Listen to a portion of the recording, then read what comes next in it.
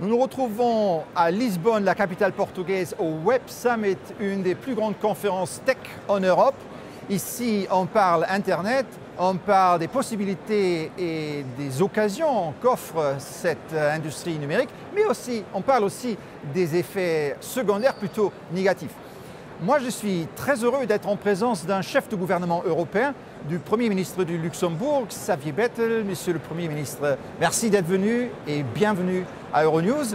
Votre présence ici est assez étonnante.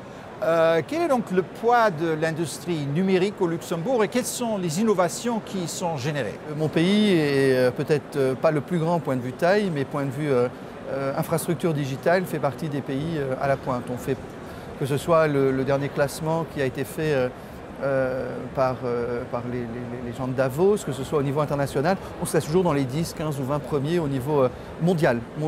L'agenda digital est une priorité aussi européenne. Nous sommes actuellement un peu pris en étau entre les États-Unis et l'Asie et il est important d'avoir une stratégie commune et c'est là qu'on le fait. Le Luxembourg a une présence au niveau digital qui est réelle. 5% des emplois chez moi sont dans le digital et ce n'est qu'un début. Il existe toujours des obstacles en ligne qui entravent l'accès des citoyens aux biens et aux services. Parlez un peu donc des efforts pour adapter le marché unique de l'Union européenne à l'ère numérique. Il y a toujours quelques barrières réglementaires. Donc, où en est-on exactement? On parle beaucoup, mais on a peu fait. Donc ça fait quelques années déjà qu'on parle du Digital Single Market.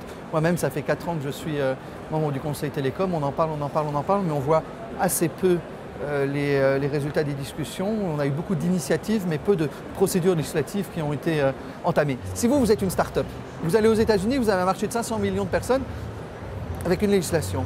En Europe, vous avez 500 millions, mais avec 27, 28 encore législations aujourd'hui que vous devez respecter. Pour une petite start-up, ça veut dire se conformer aux lois de chaque pays individuellement pour pouvoir s'établir, pour pouvoir vendre dans les différents pays. Donc il est important qu'on ait une législation commune qui existe, un régulateur commun aussi qui existe. Et je pense qu'on y avance, mais autant le digital est quelque chose qui va vite, autant j'ai l'impression de temps en temps qu'on a une vitesse escargot quand c'est conformer une législation européenne là-dessus. Parlez un peu de l'actualité qui a été dominée cette semaine par les révélations des Paradise Papers. Vous avez été surpris par ces révélations? Quelle est votre réaction? Non, mais c'est tout simplement, je l'ai dit depuis le départ, que l'harmonisation fiscale était quelque chose qui était important pour le Grand-Duché de Luxembourg, c'est-à-dire qu'on n'est pas une harmonisation du fait que tout le monde doit avoir le même taux, mais qu'on doit éviter qu'un principe de non-double imposition veut dire pas d'imposition. Mon pays aujourd'hui n'est plus le même pays qu'il y a quelques années. Mon pays aujourd'hui n'est plus sur aucune liste noire, grise, que ce soit au niveau de l'OCDE, etc., etc. Donc le Grand-Duché de Luxembourg pense qu'aujourd'hui, on doit se mettre autour d'une table pour discuter comment on évite que certaines sociétés ne payent aucun impôt. Quand il y a eu LuxLeaks, tout le monde disait « Ah, le Luxembourg !» Et puis on a découvert que ça existait dans toute l'Europe et que c'était un no Euroleaks. Et maintenant, on voit que c'est un world situation qui existe avec des rulings ou de la légalité. Et c'est ce que j'insiste quand même, une légalité qui est là, mais on doit aussi avoir une moralité qui doit permettre de dire qu'on ne peut pas payer d'impôts. Est-ce que c'était un traumatisme national, les révélations des LuxLeaks? Comment les gens ont vécu cette période? Quelle était...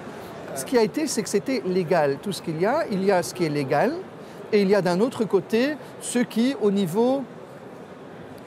Par rapport aux gens, je trouve, tout simplement, comment est-ce que vous voulez que j'explique? Quelqu'un qui fait des milliards de bénéfices ne paye pas d'impôts et celui qui a un petit commerce ou quoi que ce soit paye des impôts normalement. Donc on doit trouver une régulation qui permette et qui oblige tout le monde à payer l'impôt. C'est vrai, le Luxembourg a modifié ses règles fiscales l'année dernière afin d'interdire certains montages fiscaux abusifs utilisés par des multinationales présentes dans votre pays.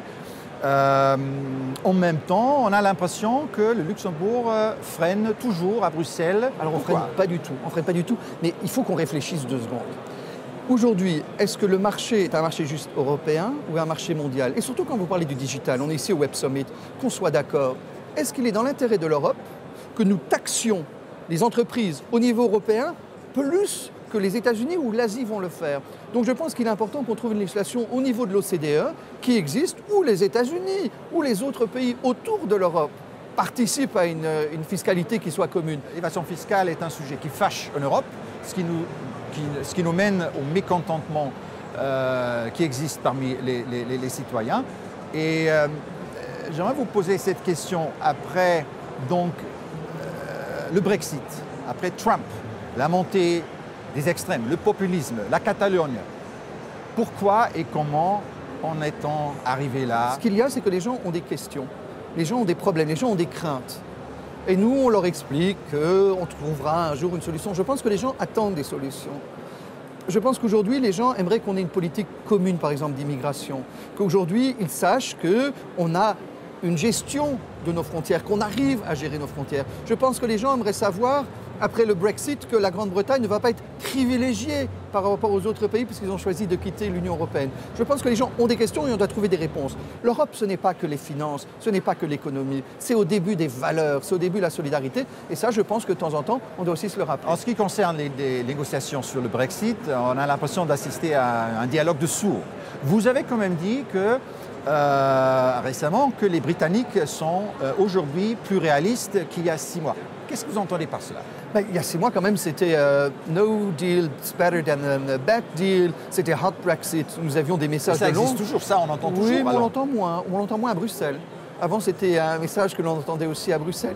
Il y a un rapprochement du discours londonien bruxellois qui existe, qui, il y a 6-7 mois, était plutôt à Londres, un discours, à Bruxelles, un autre discours. Aujourd'hui, on veut se mettre autour d'une table pour trouver une bonne solution. Quelle est votre relation avec Jean-Claude Juncker? Très bonne, 2 Luxembourgeois au Conseil européen, c'est pas tous les jours que ça arrive. Donc à l'époque, c'était avec Jacques Santer et Jean-Claude Juncker, ça arrive bien. Mais aujourd'hui, ce n'est plus le Luxembourgeois. Aujourd'hui, c'est l'Européen qui est là, c'est le père de la Commission européenne. Le Luxembourg a produit une série de premiers ministres qui étaient très importants pour l'Europe. Jean-Claude Juncker, Jacques Santer, Gaston Thorn, etc. Vous avez des ambitions européennes, vous êtes encore jeune, vous êtes un des plus jeunes premiers ministres en Europe. C'est très gentil de souhaiter une carrière européenne. Je suis Premier ministre luxembourgeois aujourd'hui et jusqu'aux élections l'année prochaine et j'espère continuer mon mandat au-delà des échéances électorales. J'ai une mission, j'ai voulu moderniser mon pays, j'ai voulu que mon pays fasse partie des pays front-runner en Europe. Aujourd'hui, je vois la croissance, je vois un chômage qui baisse. J'ai commencé une mission, j'ai envie de la continuer. Monsieur le Premier ministre, merci beaucoup. À vous. C'était une excellente conversation. À très bientôt. Très très bonne journée et revenez. Merci. Merci. À bientôt.